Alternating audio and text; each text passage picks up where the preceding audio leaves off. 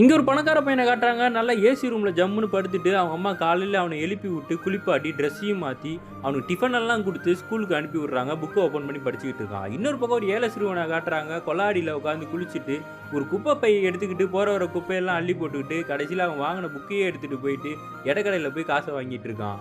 ஒரு நாள் இந்த பையனுக்கு அவங்க அம்மா தட்டுல ஆப்பிள் எடுத்துட்டு வந்து வைக்கிறாங்க. இவனுக்கும் சுத்தமா ஆப்பிள புடிக்கல. அவங்க அம்மா பார்க்காத சமயம் அந்த ஆப்பிள் எடுத்துட்டு போய் குப்பை தொட்டியிலே போட்டுர்றான். கடைசியில இந்த ஏழை சிறுவன் குப்பை தொட்டிய பொறுக்கிட்டு இருக்கும்போது அவனுக்கு அந்த ஆப்பிள் கிடைக்குது.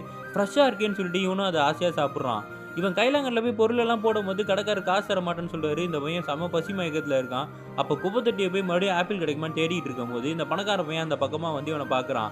ஓ! இவனுக்கு ஆப்பிள் தான் புடிச்சிருக்கு போல இருக்குன்னு சொல்லி அவன் பேக்ல இருக்க ஆப்பிள் எடுத்து குடுக்குறான். இவனுக்கு ஐடியா கிடைச்சிருது. அவங்க அம்மா குடுக்குற ஜங்க் ஃபுட் எல்லாம் இவன் சாப்பிட்டுக்கிட்டு, இந்த மாரி ஆப்பிள மட்டும் எடுத்துட்டு வந்து தினமும் இந்த பையன்கிட்ட குடுத்துக்கிட்டு இருக்கான்.